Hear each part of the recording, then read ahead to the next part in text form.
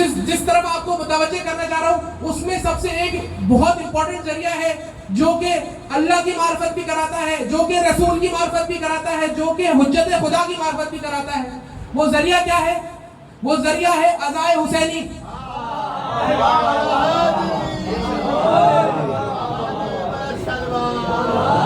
अज़ाए हुसैनी वो जरिया है, अज़ाए हुसैनी। अब आप पूछेंगे भाई कैसे, तो मैं आपको इसका बताता चलूं कि भाई अल्लाह की मार्फत, भाई अल्लाह जो है कादिर भी है, हन्नान भी है, मन्नान भी है।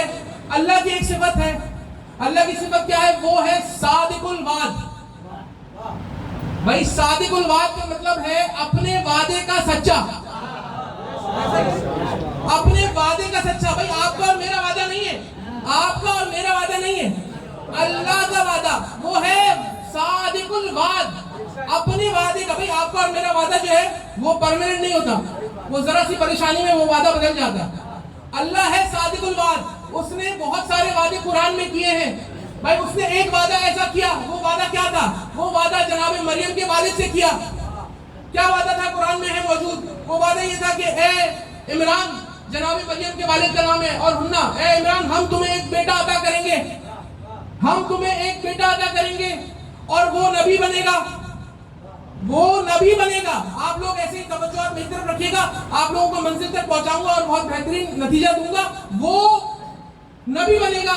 अब अभी जनाब मरियम दुनिया में आई नहीं है, अभी जनाब मरियम दुनिया में आई नहीं है, और जनाब इमरान से वादा हो रहा है। और वादा कौन कर रहा है? खालिक वादा कर रहा है। क्या वादा कर रहा है? कि एक बेटा अता करूंगा। भाई जनाब मरियम दुनिया में आ गई, जनाब इमरान ने हुन्ना को देखा, हुन्ना ने जनाब इमरान को देखा, जनाब इमरान ने खालिक की तरफ देखा कि भाई वादा किया था बेटे का और दी बेटी। भाई वादा किया था बेटे का, तवज्जो कैसी रखिएगा, और दी बेटी। तो भाई तू तो खालिक है और तेरी सिफत है सादिकुल वाद। भाई जो सादिकुल वाद है वो अल्लाह है, अल्लाह की सिफत है। तो ये कैसे? तो कहा गया कि हाँ बेटा दूंगा, लेकिन बेटे के जरिए से नहीं दूंगा, बेटे के जरिए से नहीं दूंगा, बेटी के जरिए से दूंगा, बेटी के जरिए से दूंगा।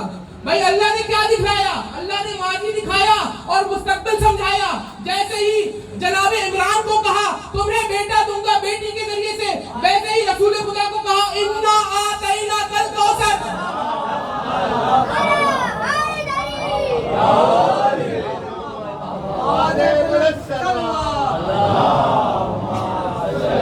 भाई आप अब रिश्ता जोड़िए। भाई मैं नहीं कह रहा, कुरान में लिखा हुआ है, आप रिश्ता जोड़िए। रिश्ते के हिसाब से जनाब ईसा नवासे हैं जनाब इमरान के, और जनाब इमरान नाना है जनाब ईसा के। लेकिन जब आप कुरान पढ़ेंगे तो कुरान में कहीं पर भी नहीं लिखा हुआ नाना है या नवासे है, हर जगह लिखा हुआ है आले इमरान, औलाद इमरान। तो बताया क्या जा रहा है? जब जनाब इमरान की आल नवासे से हो सकती है तो रसूल खुदा की आल आले मोहम्मद मौला हुसैन से क्यों नहीं हो सकती?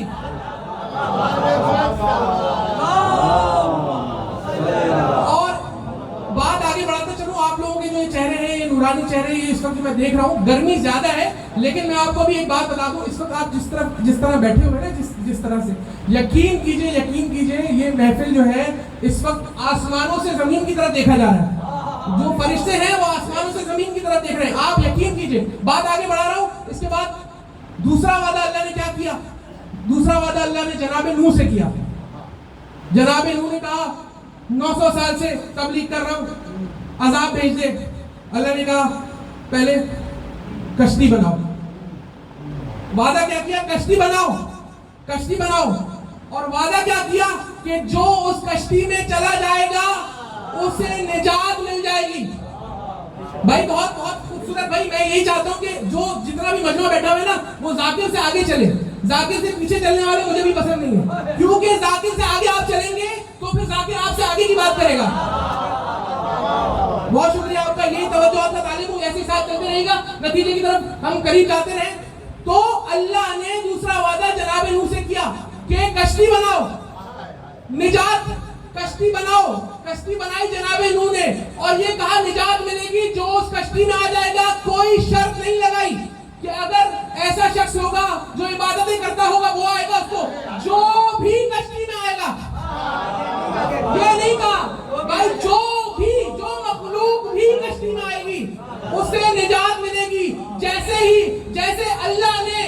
हजरत नूह को कहा कश्ती बनाओ निजात मिलेगी, जैसे ही कहा और वैसे कहा कि निजात मिलेगी कश्ती बनाओ। हजरत नूह से कहा कश्ती बनाओ और हुसैन को कश्ती बनाया।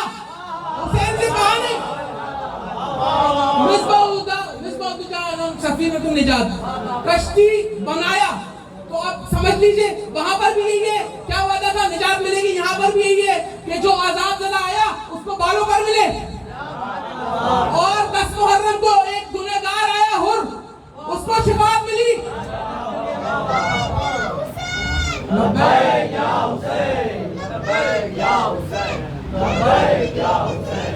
सबसे बड़ा हुसैन रहा उसके लिए क्या से क्या हुसैन। लब्बैक लोग कहते हैं क्या बात है, क्या बात है। लब्बैक या हुसैन, लब्बैक या हुसैन, लब्बैक या हुसैन।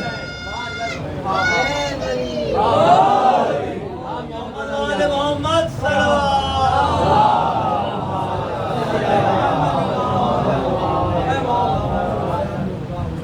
भाई ये बच्चे ने नारा लगाया, मेरी आंखों में आंसू आ गए। लब्बैक या हुसैन। अब मैं आपके सामने एक रिवायत पेश कर रहा हूँ, उसके बाद आगे बढ़ूंगा। रिवायत क्या है? कसाइस हुसैनिया में लिखा हुआ है, सफा नंबर 32 है, सदर नंबर 10, उस पे लिखा हुआ है कब्र खदीजा पे मौला हुसैन खड़े हुए हैं और क्या कह रहे हैं? इलाही इलाही इलाही। रिवायत का मैंने आपको कोट करके बता दिया। इलाही इलाही इलाही। आसमान से आवाज आई लब्बैक या हुसैन।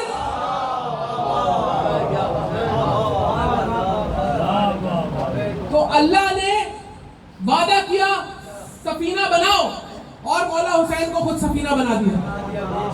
ऐसा ही है, अल्लाह ने बहुत सारे वादे किए।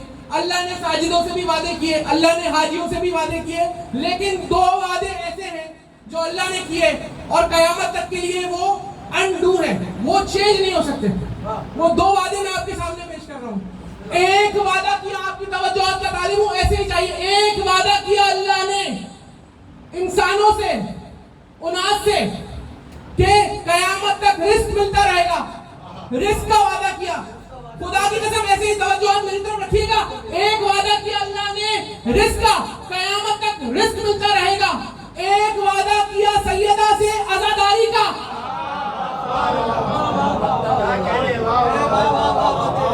खुदा की कसम ऐसे ही साथ दीजिएगा। एक वादा किया रिस्क का, कि इंसानों को कयामत तक, इंसानों से वादा किया रिस्क का कि कयामत तक रिस्क मिलता रहेगा।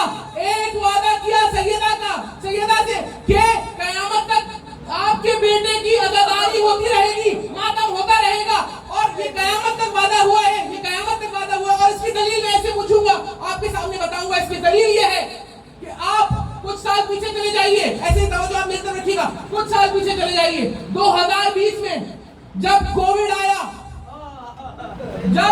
आया, कोरोना की बीमारी आई, खुदा की कसम दफ्तर बंद, ऑफिसेस बंद, सब बंद, दुकानें बंद, लेकिन ना रिस्क रुका। खुदा की कसम ना रिस्क रुका, मौला की कसम ना रिस्क रुका, ना मौला हुसैन की आजादारी।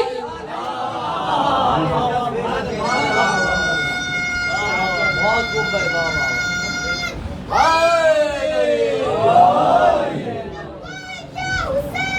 लब्बैक या हुसैन, लब्बैक या हुसैन, लब्बैक या हुसैन, लब्बैक या हुसैन।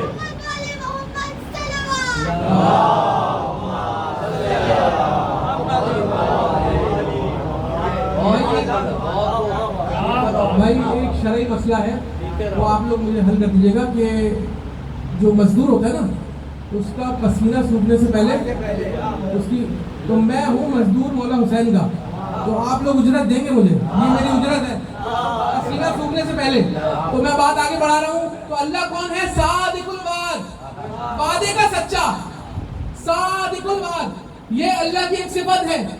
इसी तरह रसूल अल्लाह की भी एक सिफत है। रसूल अल्लाह क्या है? रहमतुल लिल आलमीन है, रहमतुल लिल आलमीन है, सरवर कायनात है। रसूल अल्लाह की एक सिफत है कि वो खुल्क अजीम पर फाइज है, खुल्क अजीम पर फाइज है, खुल्क अजीम पर। उनका जो इखलाक था वो बामे उरूज पर था, बामे उरूज पर था। उनके इखलाक की वजह से दुनिया में दीन फैला। ऐसे ही बात समझ रहे हैं, मेरे साथ चल रहे हैं। और रसूल अल्लाह ने जो एक मिरेकल किया, एक मौजज़ा किया, वो क्या था? उन्होंने तमाम रंगो नस्ल के फर्क को खत्म किया।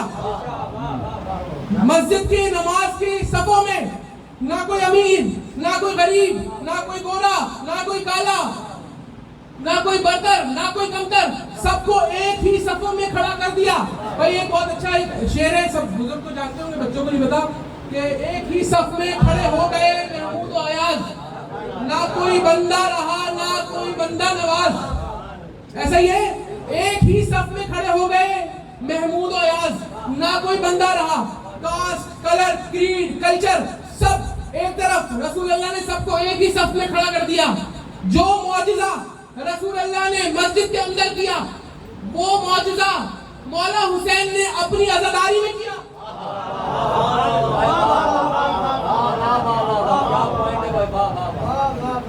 वही मौजज़ा मौला हुसैन ने अपनी अज़ादारी में किया। लेकिन एक फर्क है, मौला हुसैन ने जो अपनी अज़ादारी में जो मौजज़ा किया वो क्या था? रसूल अल्लाह ने जो सबों में खड़ा किया सबको, वो जितने भी लोग थे वो सब मुसलमान थे, सब कलमा पढ़ने वाले थे।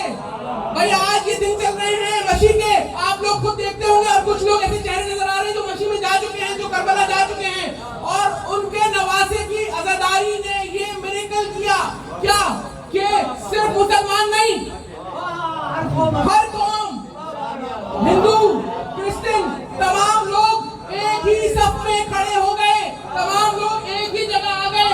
रसूल अल्लाह ने कास्ट, कलर, कल्चर, क्रीड को एक तरफ किया, मौला हुसैन ने मजहबों के भी डिफरेंसेस को एक तरफ कर दिया।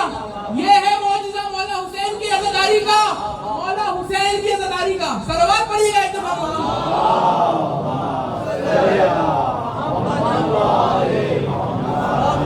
खूब पढ़ ले भाई, खूब पढ़ ले भाई।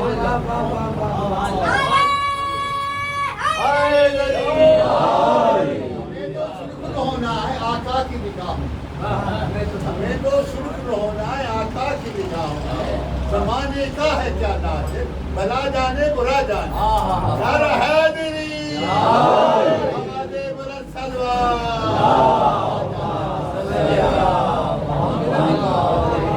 यकीन कीजिए आप लोग जिस तरह के सामईन हैं, आप लोगों को मैं बता नहीं सकता कि इस वक्त मुझे कितना अच्छा लग रहा है और कितना ज़बरदस्त मैं फील कर रहा हूँ। मैं आपको बता नहीं सकता। मैं चाह रहा हूँ 1 घंटा पढ़ूँ, लेकिन आप लोग परेशान नहीं होइएगा, मैं अपने वक्त में ही खत्म कर दूंगा। मैं घड़ी इसलिए पहनकर आया हूँ, बेफिक्र होकर रहिएगा, मेरे साथ इसी तरह चलते रहिएगा। बात आगे बढ़ा रहा हूँ। तो हुसैन की अज़ादारी का ये मिरेकल है कि वो कौमों के फर्क को खत्म कर देता है। कौमों के फर्क को खत्म कर देती है। भाई कौमों के फर्क, कोई सी भी कौम हो, लेकिन अगर वो मजलूम कौम होगी, वो जालिम का साथ न देती होगी, वो आपको इन दिनों में उनका कोई ना कोई एक नुमाइंदा करबला में नजर आए। भाई ये एक स्टैटिस्टिक्स है, मैं खुद नहीं कह रहा, आप जाके देख सकते हैं, गूगल पे भी पढ़ सकते हैं, हर जगह लिखा हुआ है। और एआई का दौर है और दुनिया के पास एआई होगा, हमारे पास एएलआई है, तो हमें कोई घबराने की जरूरत नहीं है।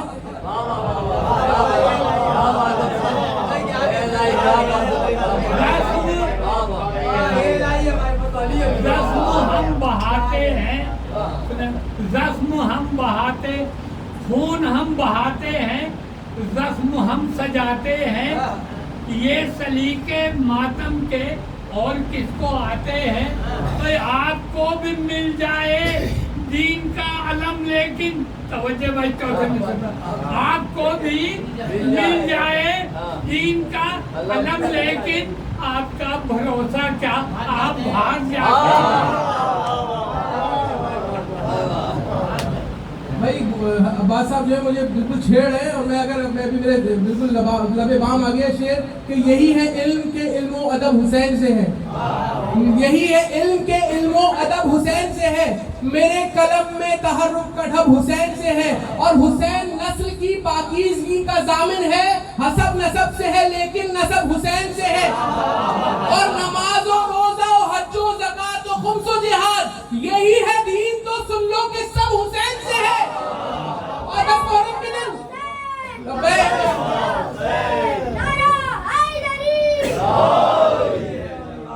और यही है दीन तो सुन लो कि सब हुसैन से है। और 10 मुहर्रम के दिन कि ये 2 पढ़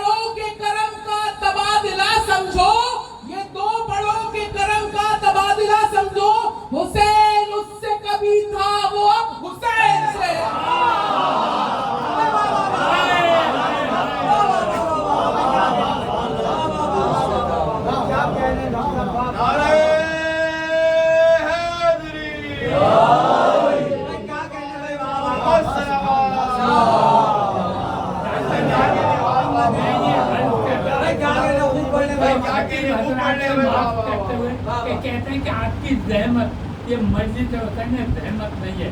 ये जितना आप ज्यादा पढ़ेंगे आपकी इबादत में इजाफा होगा। ये रहमत कहते हैं ना कि 5 मिनट की बिल्कुल ऐसे। बिल्कुल ऐसे। रहमत नहीं है। आवाज़ बुलंद ये बड़ी तकलीफ होती है। ये फर्श अज़ा नहीं है, ये अर्श अज़ा है। भाई अभी आप लोग जो यहाँ बैठे हुए हैं, जितने भी लोग आप ये, अब मैं आपको ऐसा नतीजा देने जा रहा हूँ। मैं आगे बढ़ रहा था लेकिन मैं बीच में रोक के बात क्लियर कर दूँ कि एक बहुत इंपॉर्टेंट बात है जो आप लोगों के सामने पेश कर